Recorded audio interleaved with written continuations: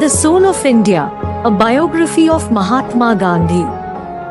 Mohandas Karamchand Gandhi, more famously known as Mahatma Gandhi, was not just a political leader, he was a force of nature, a revolutionary who wielded peace as his weapon and truth as his shield. His life, a compelling narrative of transformation and unwavering conviction, resonates even today, inspiring movements for social justice and non-violent resistance worldwide. This is the story of the man who, through his philosophy of Satyagraha, led India to independence and left an indelible mark on the 20th century and beyond. Early life and influences. Seeds of a revolutionary, born on 2nd October 1869 in Porbandar, a coastal town in Gujarat, India, Mohandas was the son of Karamchand Gandhi, the Dewan, Chief Minister of Porbandar, and Putlibai, a deeply religious woman. His early life was shaped by the values of his family, honesty, tolerance, and a strong sense of morality.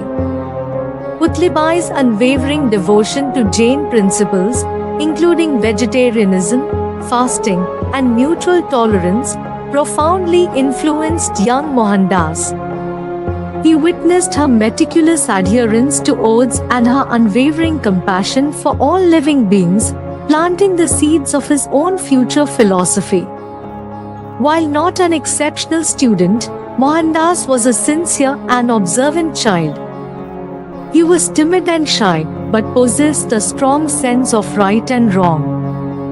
A childhood incident involving stealing from his brother and later confessing the truth revealed his budding commitment to honesty, a principle that would become a cornerstone of his life.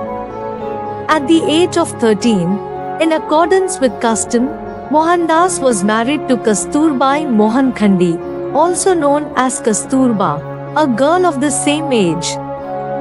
Their marriage, though arranged, blossomed into a partnership of resilience and mutual respect.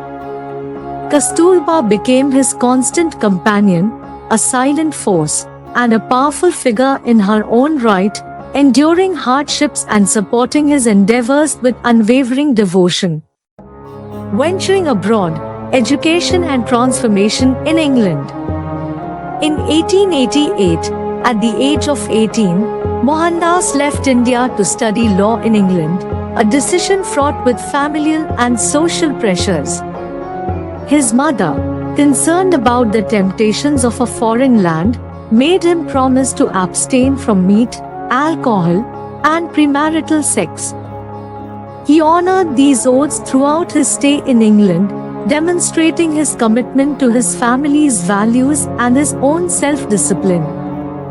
Life in London was initially challenging.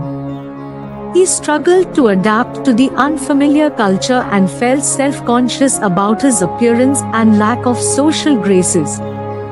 However, he was determined to succeed and immersed himself in his studies.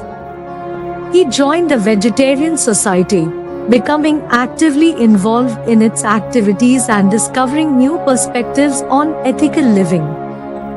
He also began exploring different religions and philosophies, reading the Bhagavad Gita, the Bible, and works by Henry David Thoreau and Leo Tolstoy.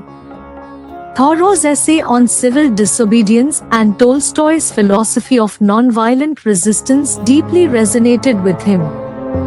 These readings provided a framework for his growing understanding of social injustice and the power of nonviolent action. England was not just a place of legal education, it was a crucible where his nascent ideas about justice, equality, and nonviolence began to solidify. South Africa, the birth of Satyagraha. After qualifying as a barrister in 1891, Gandhi returned to India but struggled to establish a successful legal practice. In 1893, He accepted a year-long contract to work for an Indian firm in South Africa. This seemingly mundane decision proved to be a pivotal turning point in his life, thrusting him into the heart of racial discrimination and injustice. The pervasive racism faced by Indians in South Africa deeply affected Gandhi. He experienced firsthand the humiliation and indignity of being treated as a second-class citizen. He was thrown off a train for refusing to move to a third-class compartment despite holding a first-class ticket, a defining moment that ignited his determination to fight for the rights of his community. In response to the widespread discrimination and unjust laws imposed upon Indians, Gandhi developed his philosophy of Satyagraha, meaning truth force. Satyagraha was a method of non-violent resistance based on truth, love, and self-suffering. It involved peaceful protests, civil disobedience, and a willingness to endure hardship without resorting to violence. He believed that by appealing to the conscience of the oppressor through truth and non-violence, he could ultimately win them over. Under Gandhi's leadership, the Indian community in South Africa organized protests against discriminatory laws, including the Asiatic Registration Act, which required Indians to register and be fingerprinted. They faced imprisonment, beatings, and social ostracism, but they remained steadfast in their commitment to Satyagraha. Gandhi himself was imprisoned multiple times, using his time behind bars to reflect, pray, and refine his philosophy. His experiences in South Africa transformed him from a shy and uncertain lawyer into a powerful advocate for social justice. He honed his skills in organizing, mobilizing, and inspiring people to fight for their rights through non-violent means.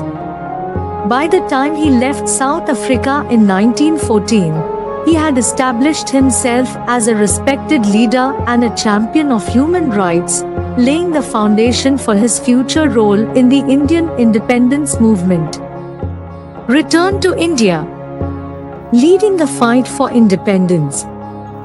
Gandhi returned to India in 1915, a changed man. He was no longer the timid and unsure young lawyer who had left 2 decades earlier. He was now a seasoned leader, armed with a powerful philosophy and a burning desire to liberate his country from British rule. He quickly became involved in the Indian National Congress, the leading political organization advocating for Indian self-rule. However, his methods were radically different from those traditionally employed by the Congress. He advocated for non-violent resistance, mass mobilization, and a focus on the needs of the common people. Gandhi traveled extensively across India, connecting with ordinary people, understanding their grievances, and inspiring them to participate in the struggle for independence. He spoke out against injustice, caste discrimination, and the economic exploitation of the poor. He simplified his lifestyle, adopting traditional Indian clothing and promoting self-sufficiency through the spinning of khadi, hand-spun cloth. He became a symbol of Indian nationalism, embodying the values of simplicity, humility, and selflessness. Gandhi launched several major Satyagraha movements, each aimed at challenging British authority and demanding Indian self-rule. The Champaran Satyagraha, 1917, addressed the plight of indigo farmers in Bihar who were being exploited by British planters. The Kedah Satyagraha, 1918, supported peasants in Gujarat who were facing hardship due to crop failure and excessive taxation. The Rowlatt Act of 1919, which allowed the British government to imprison anyone suspected of sedition without trial, sparked widespread outrage and led to a nationwide Satyagraha movement. The Jallianwala Bagh massacre, where British troops opened fire on a peaceful gathering of protesters, killing hundreds of unarmed civilians further fueled the movement for independence. In 1920, Gandhi launched the non-cooperation movement, calling on Indians to boycott British goods, institutions, and services. Millions of Indians participated in the movement, refusing to cooperate with the British government. The movement was a major success, disrupting British administration and undermining their authority. Gandhi's leadership was tested during the Chauri Chaura incident in 1922, where a mob of protesters turned violent and killed several policemen. Disturbed by the violence, Gandhi called off the non-cooperation movement, believing that the country was not yet ready for non-violent resistance on such a large scale. Despite facing criticism for his decision, Gandhi remained committed to his principles. He was arrested and imprisoned for sedition, but continued to inspire the nation from behind bars. In 1930, Gandhi launched the Salt Satyagraha, protesting the British salt tax, a symbol of colonial oppression. He led a 240-mile march to the sea, where he and thousands of his followers defied the law by making salt from seawater. The Salt Satyagraha captured the attention of the world and further galvanized the Indian independence movement.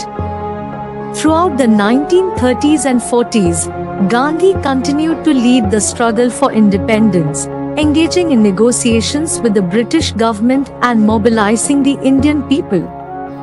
He faced imprisonment, fasting, and constant threat to his life, but remained unwavering in his commitment to non-violent resistance. Independence and partition, a bitter victory. India finally achieved independence on 15 August 1947, a moment of jubilation tinged with immense sorrow. The partition of India into India and Pakistan, based on religious lines, led to widespread violence and displacement, which was a tragedy that deeply saddened Gandhi. He tirelessly worked to promote peace and harmony between Hindus and Muslims, often risking his own life to quell communal riots. On 30th January 1948, Mahatma Gandhi was assassinated by Nathuram Godse, a Hindu extremist who opposed his efforts to promote Hindu-Muslim unity. His death sent shockwaves across the world and plunged India into mourning. Gandhi's legacy extends far beyond India. His philosophy of satyagraha has inspired movements for social justice and non-violent resistance around the globe. Leaders like Martin Luther King Jr. in the United States and Nelson Mandela in South Africa drew inspiration from Gandhi's teachings in their struggles for civil rights and equality. He taught the world the power of non-violence, the importance of truth and integrity, and the value of simple living. His life and teachings continue to inspire individuals and communities to work towards a more just and peaceful world. He remains a beacon of hope, reminding us that even in the face of seemingly insurmountable challenges, the power of love, truth, and non-violent resistance can prevail. Mahatma Gandhi was more than just a leader. He was the soul of India, a universal symbol of peace, and an enduring testament to the power of the human spirit.